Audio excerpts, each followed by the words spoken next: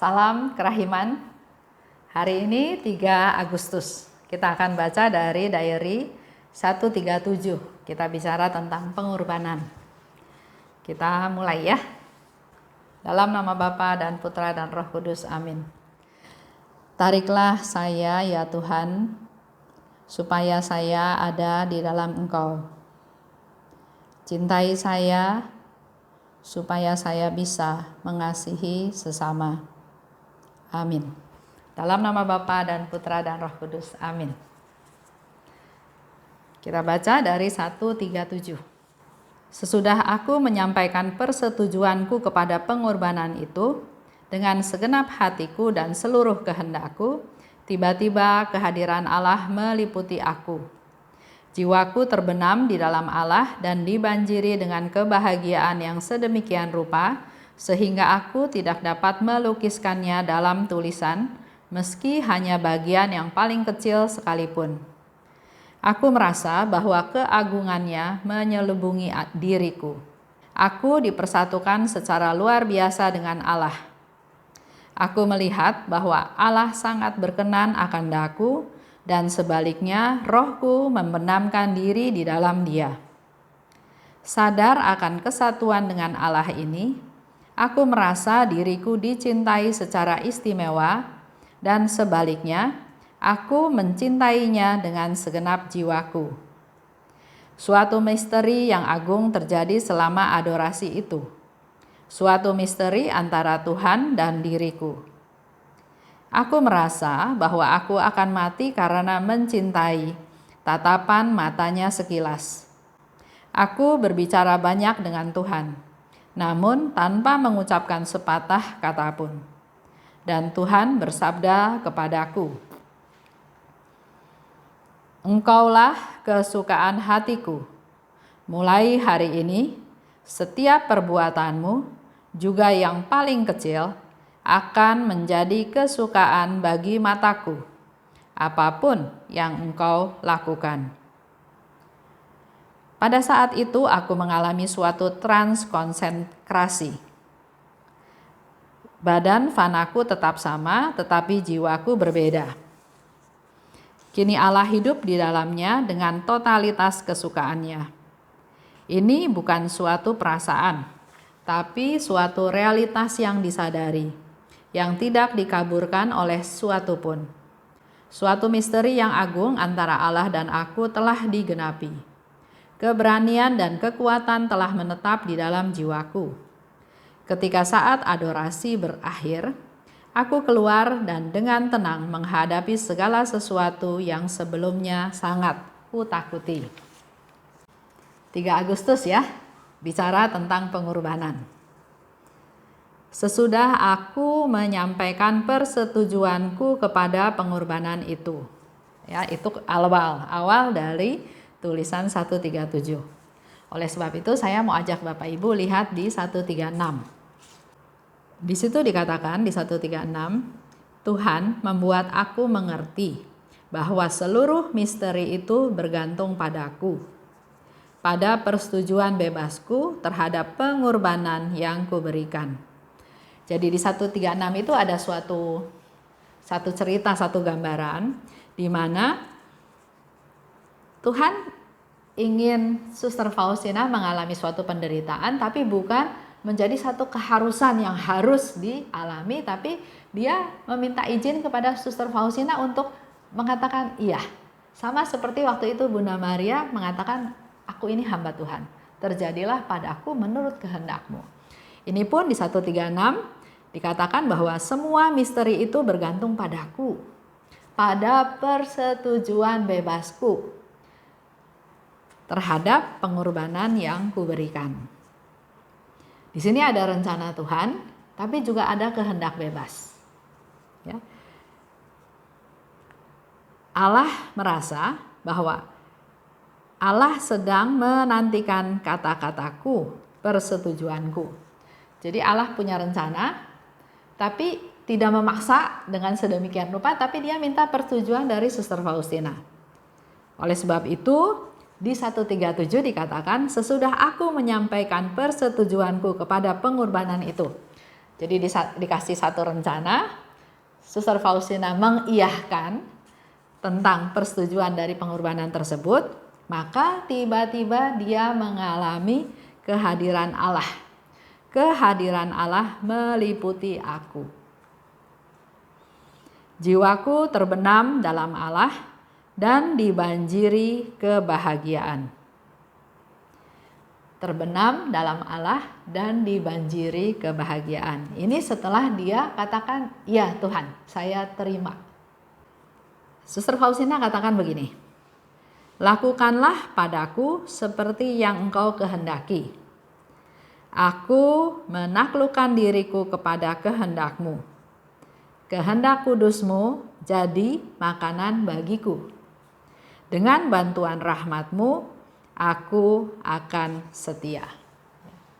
Jadi ada tahapannya, ya, ada tahapannya. Jadi kita nggak bisa juga hanya segampang itu bilang, Tuhan, saya mau bersatu dalam Engkau. Tuhan, saya mau Engkau ada dalam diriku. Ada tahapannya yang harus dilakukan. Kalau di sini Suster Faustina bercerita, setelah dia menyampaikan persetujuan tentang pengorbanan itu, dia menerima pengorbanan itu, tiba-tiba kehadiran Allah meliputi aku. Dan selanjutnya Suster Faustina katakan, lakukanlah padaku seturut kehendakmu. Aku menaklukkan diriku kepada kehendakmu. Jadi bukan maunya saya lagi, tapi kalau itu kehendak Tuhan, saya takluk, saya menyerah, saya ikut, ya. Kehendak kudusmu adalah makanan bagiku. Jadi mindsetnya mulai berubah, bukan saya maunya apa, Tuhan harus kabulkan. Saya mohon ini Tuhan, mohon minta dipenuhi, tapi sebaliknya serahkan semuanya kepada Tuhan. Kehendakmu menjadi makananku. Saya menyerahkan keinginan saya, kebutuhan saya, takluk kepada kehendakmu. Dan nggak sampai di situ. Suster Faustina bilang lagi, dengan bantuan rahmatmu, aku akan setia. Jadi kalau kita mau setia, kita nggak bisa dengan kemauan kita sendiri. Kita perlu bantuan rahmat, kita perlu rendah hati karena kita tahu kita nggak berdaya. Kita nggak bisa melakukan apapun di luar Tuhan. Di luar Tuhan kita itu nggak ada apa-apanya. Sehingga di sini Suster Faustina katakan, dengan bantuan rahmatmu, aku akan setia. Di sini ada suatu penyerahan diri, tapi bukan terpaksa menyerah ya, tapi dengan kehendak bebasku, aku menyerahkan diri. Maka aku terbenam dalam Allah dan aku merasa dibanjiri dengan kebahagiaan.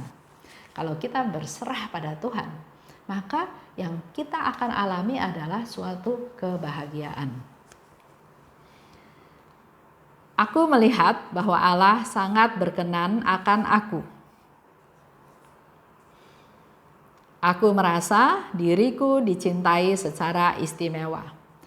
Pada saat kita sudah bersatu dengan Tuhan, maka yang dirasakan adalah Allah sangat berkenan akan aku dan merasa diriku dicintai secara istimewa.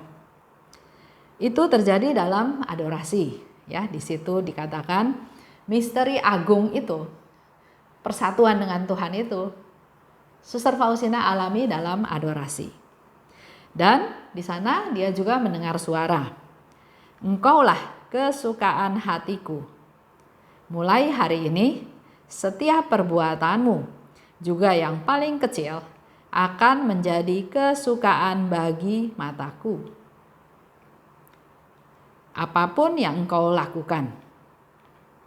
Jadi,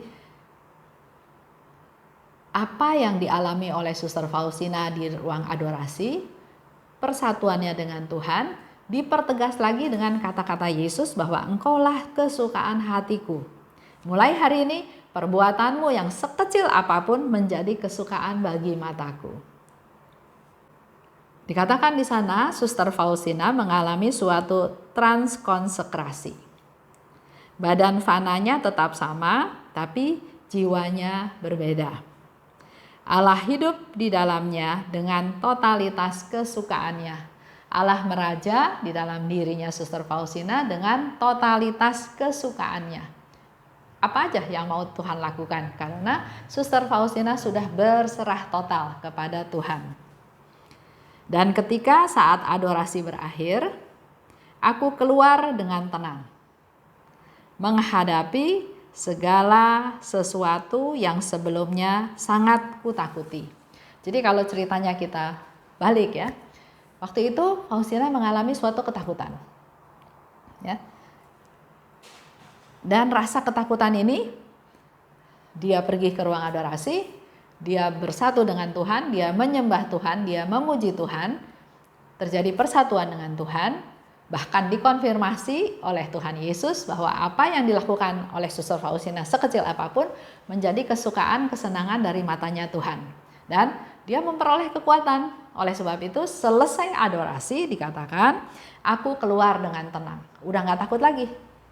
Karena dia ada di dalam Tuhan, karena dia bersatu dalam Tuhan, karena dia dicintai, dilindungi, dipelihara oleh Tuhan. Nah, Suster Faustina juga men-sharingkan tentang kekuatan adorasi.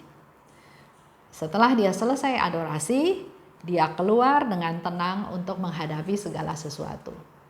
Kita pun sama ya, dalam kehidupan kita sehari-hari ada yang harus diperjuangkan, ada persoalan, permasalahan, satu belum beres ada lagi. Nah, kita belajar dari Suster Faustina, pergi ke ruang adorasi, menimba kekuatan dari ruang adorasi untuk menghadapi segala sesuatu. Kita bicara tugas kita ya, tugas-tugas kita adalah satu, kita berserah pada Tuhan. Dengan kehendak bebasmu Tuhan, aku menyerahkan kehendakku, keinginanku, rencanaku, semuanya kepada Tuhan. Aku taklukkan diriku kepada kehendak-Mu. Berserah pada Tuhan ya. Yang kedua, setiap perbuatanmu yang paling kecil sekalipun dapat menyenangkan Tuhan. Mari kita mulai dari sekarang mempersembahkan perbuatan kita sekecil apapun untuk menyenangkan Tuhan.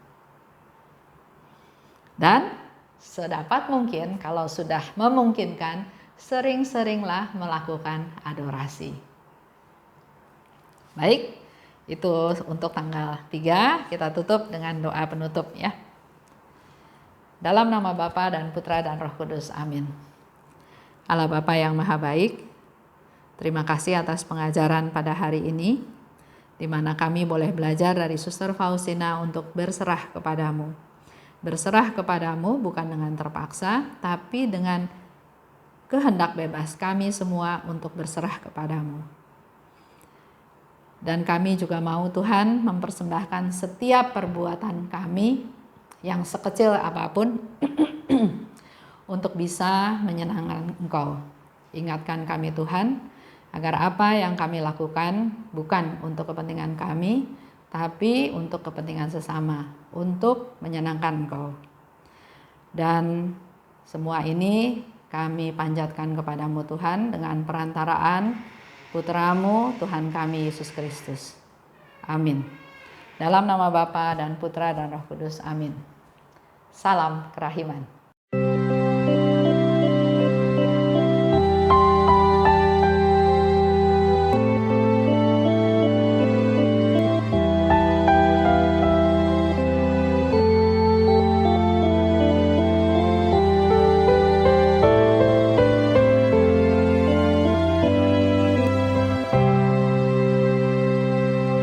Syukur kepadamu ya Allah,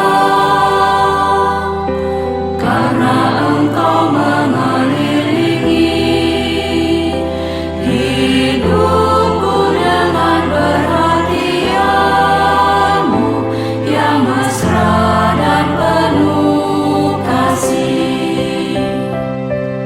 Syukur kepadamu ya Allah, karena Engkau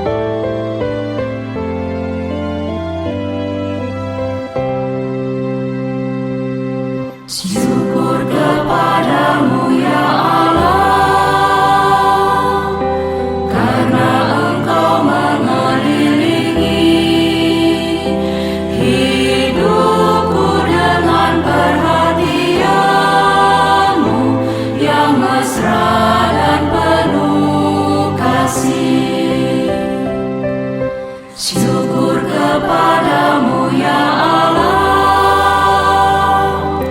karena Engkau mengelilingi hidupku dengan perhatian-Mu yang mesra dan penuh kasih. Aku ingin agar seluruh hidupku selalu menjadi ucapan syukur. Ya Allahku, kepadamu ku serahkan seluruh jiwa dan ragaku ini. Syukur kepadamu ya Allah, karena Engkau mengelilingi hidupku dengan perhatian-Mu yang mesra